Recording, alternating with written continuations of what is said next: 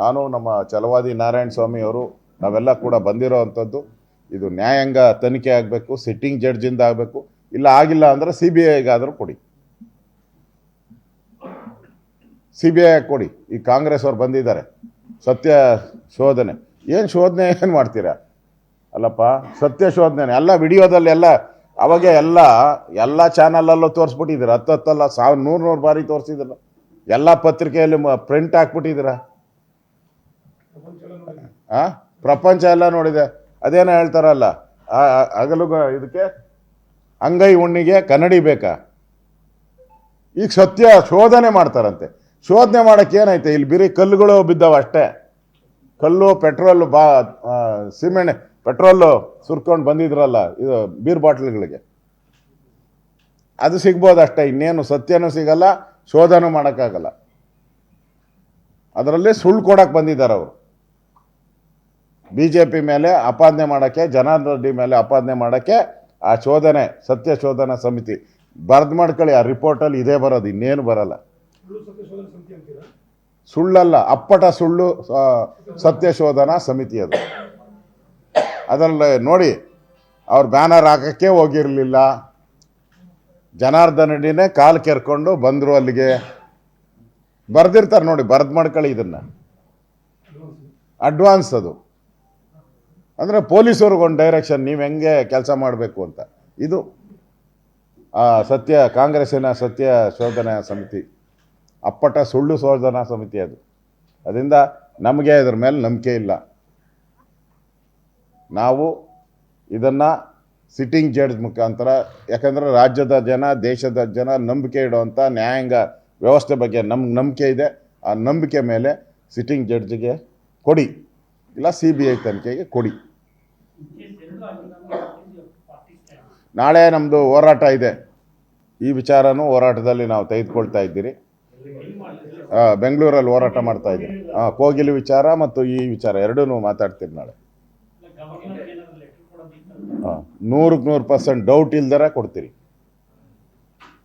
Doubt ಇಲ್ದಂಗೆ ಒಬ್ಬ ಶಾಸಕರ ಮೇಲೆ ಅವ್ರನ್ನ ಕೊಲೆ ಮಾಡುವಂಥ ಪ್ರಯತ್ನ ಮಾಡಿರೋದು ಅಕ್ಷಮ್ಯ ಅಪರಾಧ. ಇದರಲ್ಲಿ ದೊಡ್ಡ ದೊಡ್ಡ ವ್ಯಕ್ತಿಗಳು ಭಾಗಿಯಾಗಿದ್ದಾರೆ. ಅದಕ್ಕೆ ಇದನ್ನು ನಾವು ಗವರ್ನರ್ಗೂ ಕೂಡ, ನಾನು ವಿರೋಧ ಪಕ್ಷದ ನಾಯಕನಾಗಿ ನಾನೇ ಘೋಷಣೆ ಮಾಡ್ತಾ ಇದ್ದೀನಿ, ಗವರ್ನರ್ಗೂ ಕೂಡ ಇದನ್ನು ಪತ್ರನ ನಾವು ಕೊಡ್ತೀರಿ. ಈ ತನಿಖೆ ಮಾಡಬೇಕು ಅಂತ ರಾಜ್ಯ ಸರ್ಕಾರಕ್ಕೆ ಸೂಚನೆ ಮಾಡಬೇಕು ಅಂತೇಳಿ ಗವರ್ನರ್ಗೂ ನಾನು ಪತ್ರವನ್ನು ಬರೀತೀನಿ. ನೋಡಿ, ಒಬ್ಬೊಬ್ರು ಆರಾಮ್ಸೆ ಇರ್ತೀನಿ ನಾನು. ಅದರಲ್ಲಿ ಎಲ್ಲರ ಹೆಸರನ್ನು ಬರೆದಿದ್ದಾರೆ ಅವರು. ಅವರು ನಾರಾ ಭರತ್ ರೆಡ್ಡಿ ಅವ್ರ ಜನನ ಕರ್ಕೊಂಬಂದರು ಅಂತ ಬರೆದಿದ್ದಾರೆ. ತೂರಾಟ ನಡೆಸಿತ್ತು, ಕರ್ತವ್ಯದಲ್ಲಿದ್ದ DYSP ಅವರಿಗೆ ಹಾಗೂ ಪೊಲೀಸ್ ಸಿಬ್ಬಂದಿ ಶ್ರೀನಿವಾಸ್ ಅವರಿಗೆ ಅಂತ ಗಲಾಟೆ ಆಗಿದೆ ಅಂತ ಬರೆದಿದ್ದಾರೆ. ಆಮೇಲೆ ಜನಾರ್ದನ್ ರೆಡ್ಡಿ ಹೆಸರು ಬರೆದಿದ್ದಾರೆ.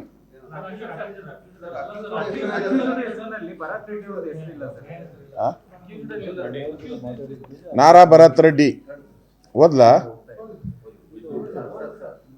ಆಗ ನಾವು ಅಲ್ಲಿಯವರೆಗೆ ಪೊಲೀಸರು ಹೇಳಿರೋದು, ಇಲ್ಲಿಂದ ಚೆದರಿ ಹೋಗುವಂತೆ ಎಚ್ಚರಿಕೆ ನೀಡಿದಾಗ್ಯೂ ಸಹ ಸಂಜೆ 7:30 ಗಂಟೆಗೆ ಸುಮಾರು ಸ್ಥಳಕ್ಕೆ ಜನಾರ್ದನ್ ರೆಡ್ಡಿ, ಸೋಮಶೇಖರ್ ರೆಡ್ಡಿ ಹಾಗೂ ಶ್ರೀರಾಮುಲು ಮತ್ತು ಅವರ ಬೆಂಬಲಿಗರು ಸ್ಥಳಕ್ಕೆ ಬಂದಿದ್ದು. ಅದೇ ಸಮಯಕ್ಕೆ ನಾರಾ ಭರತ್ ರೆಡ್ಡಿ, ಬಳ್ಳಾರಿ ನಗರ ಶಾಸಕರು, ಇವರು ಸುಮಾರು 1000ಕ್ಕೂ ಹೆಚ್ಚು ಬೆಂಬಲಿಗರಿಂದ SC ಸರ್ಕಲ್ ಕಡೆಯಿಂದ ಜನಾರ್ದನ್ ರೆಡ್ಡಿ ಮನೆ ಕಡೆಗೆ ಬಂದರು ಅಂತ, ಅವರ ಮನೆ ಹತ್ತಿರ ಬಂದಿದ್ದು ಅಂತ ಇದೆ. ಇದು ಇನ್ಫಾರ್ಮೇಶನ್, ಪೊಲೀಸ್ ಇನ್ಫಾರ್ಮೇಶನ್ ಇದು. ಈಗ ಕಂಪ್ಲೇಂಟ್ಗಳು ಎರಡೂ ಕಡೆಯಿಂದ ಕೊಟ್ಟಿದ್ದಾರೆ. ಪೊಲೀಸರು ಈಗಾಗಲೇ ಗುಂಡಾರಿಸಿರೋದ್ರ ಬಗ್ಗೆನೂ ಅವ್ರಿಗೆ ನಿಖರವಾಗಿ ಆ ಗುಂಡಿನ ಸೈಜು ಯಾವ ಇದೆಲ್ಲ ಕನ್ಫರ್ಮ್ ಆಗ್ಬಿಟ್ಟಿದೆ, ಕನ್ಫರ್ಮ್ ಆಗಿದೆ. ಇಷ್ಟಿದ್ರೂ ಕೂಡ ಈಗ ಆಗಿದ್ದಾರೆ, ಈಗ ಅರೆಸ್ಟ್ ಆಗಿದ್ದಾರೆ. ಆದರೆ ಇನ್ನೂ ಸರ್ಕಾರ ಎಲ್ಲಿಂದ ಗುಂಡು ಬಂತು, ಯಾರು ಹೊಡೆದ್ರು, ಇನ್ನೂ ಸರ್ಕಾರ ಇನ್ನೂ ಬಾಯಿ ಬಿಟ್ಟಿಲ್ಲ. ಮೇಲಧಿಕಾರಿಗಳು ಯಾರು ಬಾಯಿ ಬಿಟ್ಟಿಲ್ಲ. ಇನ್ನು ಅದು ಬಾಯಿ ಬಿಡಬೇಕು ಅಂತ ನಾನು ಆಗ್ರಹ ಮಾಡ್ತಾ ಇದ್ದೀನಿ. ಯಾರು ಮಾಡಿದ್ರು ಅನ್ನೋದನ್ನ ಬಾಯಿ ಬಿಡಿ. ಇಷ್ಟೆಲ್ಲ ಆದ್ಮೇಲೆ ಅರೆಸ್ಟ್ ಮಾಡಿ ಎಲ್ಲ ಆಗಿದೆಯಲ್ಲ, ಇವಾಗಾದ್ರೂ ಬಾಯಿ ಬಿಡಿ ಸರ್ಕಾರ, ಯಾರು ಮಾಡಿದ್ರು ಅಂತ ಹೇಳಿ.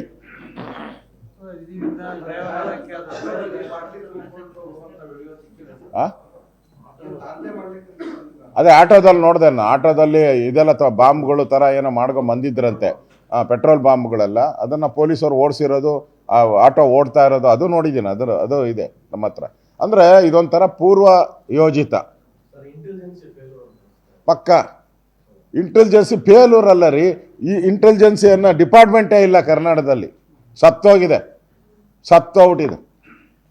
ಅದಿದ್ದಿದ್ರೆ 1000 ಜನ ನಡ್ಕೊಂಬರೋವರೆಗೂ ಯಾರನ್ನ ಸುಮ್ಮನೆ ಇರ್ತಾರಂದ್ರೆ, ಅಲ್ಲಿಂದ ಇಲ್ಲಿಗೆ ಬರಬೇಕಾದ್ರೆ 1 ಕಿಲೋಮೀಟರ್ ಆಗಲ್ವಾ? 1 ಕಿಲೋಮೀಟರ್ ಬರಬೇಕಾದ್ರೆ ಇಂಟೆಲಿಜೆನ್ಸಿ ಇದ್ದರೆ ರಿಸರ್ವ್ ವ್ಯಾನ್ ಬರೋಕ್ಕೆ ಎಷ್ಟು ಇಲ್ಲೇ ಇರ್ತೈತಲ್ಲ. ರಿಸರ್ವ್ ಬಳ್ಳಾರಿಗೆ ಒಂದು 50-60 ರಿಸರ್ವ್ ವ್ಯಾನ್ಗಳು ಇರ್ತವೆ. ಅದೇ ಮೆನ್ಷನ್ DYSP ಅಂತಾನೆ ಹಾಕಿದ್ದಾರೆ. ನಿರ್ಭೀತ, ನಿಷ್ಪಕ್ಷಪಾತ, ವಿಶ್ವಾಸಾರ್ಹ ಸುದ್ದಿಗಳಿಗೆ ಮತ್ತೊಂದು ಹೆಸರಾಗಿರೋ ನ್ಯೂಸ್ 18 ಕನ್ನಡ ಈಗ ಆಪ್ನಲ್ಲೂ ಲಭ್ಯ ಇದೆ. ದಯವಿಟ್ಟು ಇಲ್ಲಿರೋ QR ಕೋಡ್ ಅನ್ನ ಸ್ಕ್ಯಾನ್ ಮಾಡಿಕೊಂಡು ಆಪ್ ಡೌನ್ಲೋಡ್ ಮಾಡೋದಕ್ಕೆ ಮರಿಬೇಡಿ. ನಿಮ್ಮ ಬೆಂಬಲ ಹೀಗೆ ಸದಾ ನಮ್ಮೊಂದಿಗಿರಲಿ. ಧನ್ಯವಾದ.